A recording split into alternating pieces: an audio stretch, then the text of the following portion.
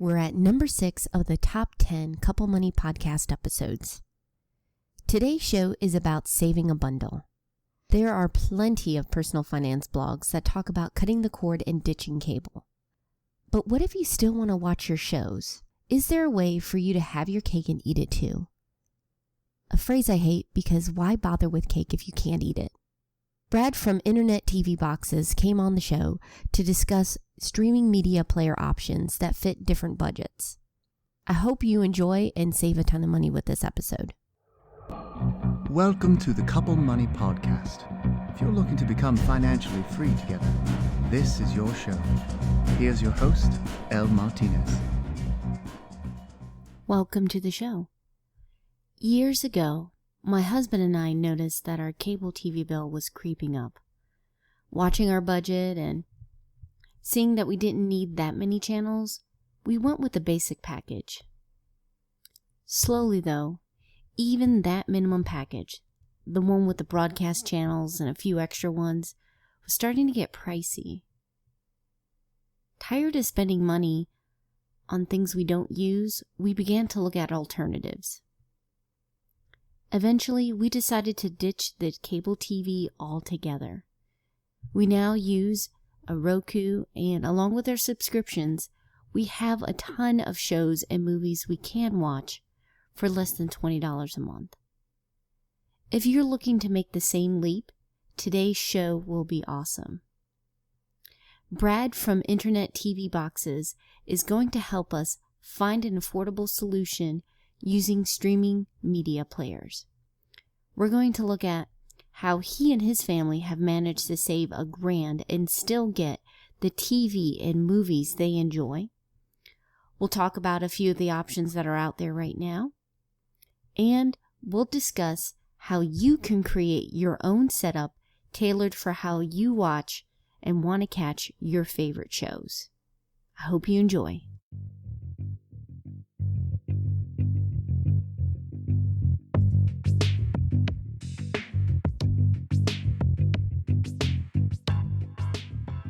With the site's name being Internet TV Boxes, you've probably figured out that it's focused on streaming media players. When I chatted with Brad, I discovered that his interest with the technology began from his family's own needs. Well, we began talking about streaming our television service in 2013, at the very beginning of 2013 actually, but it took my wife and I a long time to get the courage to go ahead and go through with it.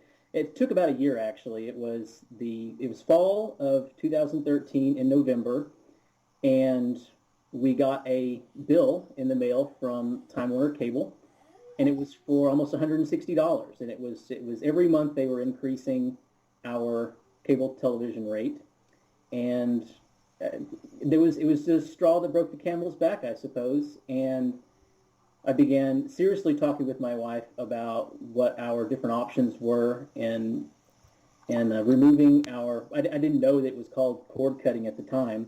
It really was not a big buzzword until recently, and so I started investigating different options that my wife and I would have for streaming our at-home entertainment and saving money along the way. Since Brad's been happy with the savings they've had and their service, I was curious about his current setup. Well, after a lot of research in 2013, now this was a year and a half ago, so a lot has changed in that time. But a year and a half ago, when I first began, I settled on an internet streaming box, a internet TV box, a streaming media player, whatever you want to call it. And the one that we used initially is the Roku 3. It's important to use a streaming media player because they interface with an HD TV very well. Hooking up a laptop to a television was an option I experimented with it at the time, but a streaming media player was so easy to use, and the interface was very intuitive. And come to find out, my kids could even use it now that they're a little bit older. It has really been great. So I use a Roku 3 for all of our streaming that we do, and I have a flat HD TV antenna that is very discreet, and we hide it behind a large picturesque mirror and kind of painting on our fireplace mantle, and it works really well. And my wife is pleased with the setup. It's there's not a lot to it, and it works very well. So that's what we use, and we have one streaming service that we subscribe to. It's Netflix, but there are many options for someone to pick from nowadays. Back in 2013, when we first started, the only options were Netflix, Hulu Plus, and Amazon Instant Video through a subscription with Amazon Prime. And through a lot of research, we settled on Netflix because it had some of the children's programs that we approved for our kids. And Netflix is relatively inexpensive, and lots of people have Netflix, and it works really well presented through the Roku 3. For some people, that would be enough. You save money for your family, you might share it with friends, but helping others is a part of Brad's DNA. By day, he's a science teacher, so last year he began thinking of a way to make these alternatives known to other families. The early part of this year, and I started thinking about different ways that I could help people. I hadn't actually settled on what kind of website I was going to build or what blog I was going to use. And so I began thinking about how I could help people. And so I ended up settling on this whole idea of cord cutting. It was something that I was very familiar with. I'd been doing it for a year and a half, and I just wanted to expand beyond my classroom and help people other than my students and the people that I come into contact with on a daily basis. I wanted to reach out there and help the world understand how they can save their money by canceling their cable television service. If you're trying to cut the cord, but you're not sure where to start, visit Internet TV Boxes and grab a copy of Brad's Tech Guide. I have a gear guide that I wrote back whenever I first began my blog, and it is a fantastic resource on how to begin streaming. It actually is what I used at the very beginning whenever I first began cord cutting and saving this money.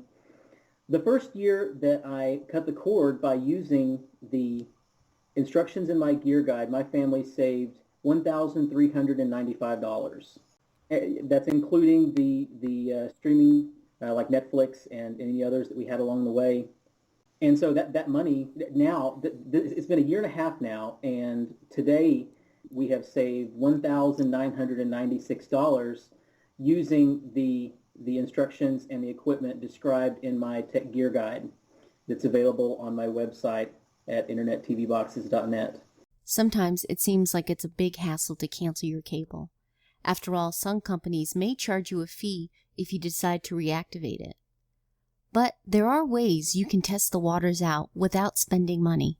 Well, first of all, a lot of the streaming services do offer free trials. Netflix has a 1-month free trial. Amazon, I believe, has a 1-month free trial. Hulu has a 1-week free trial, and every once in a while you can score a month's free trial from Hulu.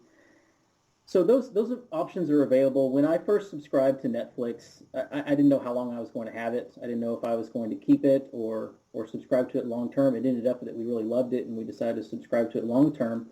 But our free trial worked great. We've had a free trial through Sling TV, and we do not currently have an active subscription through Sling TV. But when college football season starts up here next month, and in September, we definitely will have an active subscription to Sling TV because we'll be able to watch a lot of the games on ESPN and some of the other networks that are available through the streaming service Sling TV. Now, with the free trials, you may be willing to take that leap to streaming services for your entertainment. Besides his tech guide, Brad also consults to help families find the best deal for them. As we were wrapping up the interview, he made a fantastic offer for those listening to the podcast now. I offer a lot of consultation through my website and through Twitter. I'm very active on Twitter. and I have people asking me questions all the time about their streaming services, what they should get, how they should set it up. And I would very much like to kind of offer a gift of my time to anyone listening to this podcast for a consultation. If you're interested in saving this money by canceling your cable television and cord cutting, kind of joining the cord cutting trend, if you will, I would like to offer my time and give you a consultation. If you will leave a comment on the show notes for this episode, for the next 4 weeks, I will give you some help and some consultation on cord cutting setups and how you can set up your cord cutting to be best for your family. And the way that should be done is that you really will want to tell me what your must-have shows or kind of what your deal breakers are, and then also what shows and events you would like to see but are not necessarily deal breakers. And then I can kind of help and show you what would be best for your family, and if cord cutting is even a choice for you. If you have a deal breaker and you want to watch some show or sporting event and it's not going to happen because of licensing or some other reason, then I can let you know that. So if you're on the fence or you want to get more information, please take up Brad on this offer. Just head over to couplemoneypodcast.com, leave a comment in the show notes, and Brad will reach out to you. I hope he can help you save a lot of money.